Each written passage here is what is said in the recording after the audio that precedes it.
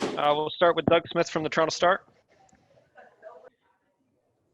Hey, Paul, how are you today? Good. How about yourself? Thanks for stopping by. First of all, congratulations on having the deal converted. Can you sort of explain to us the journey and what it means to you to be at this point in your career now? Man, it's I still really can't put it into words yet, but all I can say is it's a blessing to get this opportunity. I'm very grateful for it, and I'm just ready to continue to work and get this thing rolling and just ready to go out. Was there ever a point where you wondered if this day would come or whether it was worth fighting for this day? It's just staying. For me, it was always staying dedicated to the grind, and trusting that my work and my faith in God and that everything would fall into place. All I had to do was continue to work, trust myself, and trust that it would pay off, and it did. Great, thanks again, and congratulations again. Thank you, I appreciate you. Thanks, Doug. Next question will go to Blake Murphy. Hey, Paul, congrats, man. Thank you. Thinking back to, I guess not this time last year, but last offseason when you first kind of connected with JAMA, with the G League Elite team, did you guys, I know you guys shared a moment and I got to be there for it when you signed your two-way. Did you guys get the kind of talk as this was happening this week with JAMA now back with the Raptors? I did. I saw him yesterday, actually, just passing by through the hotel, and he gave me a hug, and he was like, this is what we work for. It started off in Uruguay, with the G League Elite team, and it was a long road to get here, but he's really happy for me, and I owe him a lot. Like he really helped me out, and he really helped me get to this point and helped my game a lot. So I'm really grateful for that. On top of just JAMA's kind of positivity and the way you fit in with 905 on that side of things last year, what is it about, your game that you think clicked once you got in the Raptors organization to kind of help you make this last jump? I would just say, being with the 905, he did a great job of preparing, not only myself, but guys down there, who get the opportunity to be up here. He prepared us very well. We ran everything that we run here, to a T down there. So it's not really any surprises when you get up here, maybe a few wrinkles here and there, but, outside of that, you pretty much understand the system once you get up here, and then it's just on you, whether or not you, you follow through to the game plan and things like that. Cool. Thanks a lot, Paul. Thank you. Thanks, Blake. Next question will go to Aaron Rose from SI.com. Hey, Paul, congrats. I'm wondering sort of how you found out about the contract and what your reaction was. Was it a phone call? Did they tell you in person sort of what happened? It was actually right after the last preseason game. We had meetings, and I went into the office, and it wasn't very long, but I just got in, talked with them, got the news, and came out, and then after that it was just it was kind of like a sigh of relief. You know what I mean? You kind of go out there and you're fighting for your life each game, and everybody's trying to get that spot, and it's great competition. But just being able to go in there and get that news, it was a sigh of relief, and I got to call my family, and that was great, and be able to see their reaction. So it was a good moment. Awesome, thank you. Congrats.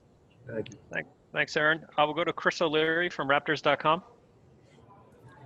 Hey, Paul, congrats. I know celebrating is probably difficult given the climate that we're in right now, but were you able to do anything Friday night to celebrate the good news? No, not really. Me personally, I'm not a big, kind of outing guy or anything like that. It's just more of just being able to share that moment with my family and friends, and be able to just call them and, share the good news, and, be around my girlfriend and things like that. So, just being able to share that with them, and that was good enough for me. That's all I really needed. All right. And what do you think opening night's going to be like for you? To me, it's just approaching it, it's another game. Just staying ready for whatever, when my number's called, and just being prepared and be ready to do my job. It's another game, and just stay ready. All right. Thanks a lot. Thank you. Next, we have Ed from the Tampa Bay Times. Hey, how are you doing today? Good. How about yourself? Good. And just wondering, for some of us who are just a little bit new to the Raptors, what do you think makes the Raptors such a really good organization in terms of the reputation they've developed in terms of developing players? What makes them good with that, you think? I would say it's just our culture. It's very culture oriented, group. And, first thing, guys come in and we have a great coaching staff, who's going to get you, ready for whatever.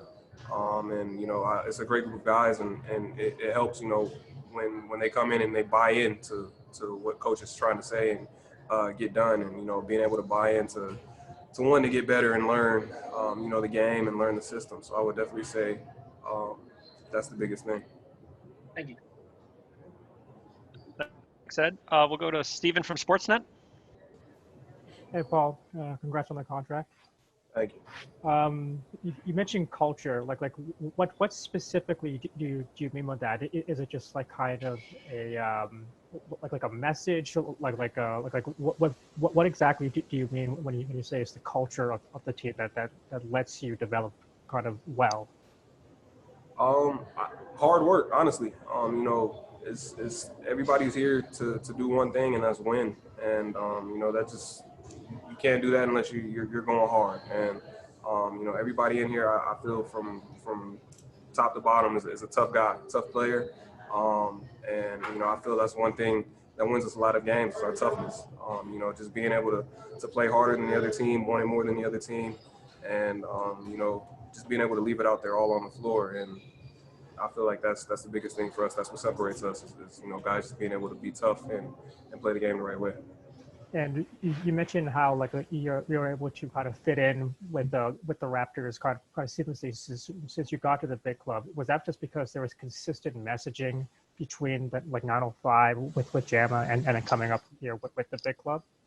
Definitely. I feel like there was great communication, between coaches and organizations. And JAMA, he did a great job of relaying that message to us. Whatever they're doing up here. He made sure that we got it done down there. And I feel it was the same thing, with my group of guys last year in the 905. We were a tough, hard-nosed team, and we were going to fight you every possession until that final buzzer. So I definitely think that's what separates us. Great, thanks a lot, Paul. Thank you. Next, we'll go to Lewis from Raptors Republic. Hey, Paul, when you looked at the Raptors roster coming into this year, I mean, there's so many guards and not as many forwards. And obviously you can do both. And then in preseason, you've been blocking shots, your jumpers carried over. When you're aiming to crack a roster, do you try to fill what you see as a void, like possible forward minutes, or do you just play your game and whatever happens, happens? For me personally, it was just coming in and playing my game and, letting the chips fall where they do. I really wasn't too concerned about what spot was taken here or what spot could be potentially taken there. Me, it was just coming in and doing whatever was asked of me, do whatever was necessary to get me in this position and whatever coach needed out of me. So just kind of staying focused and, kind of staying in my own lane and just playing my game. I feel like that's what I needed to do and that's what got me. Okay, thank you. Thank you.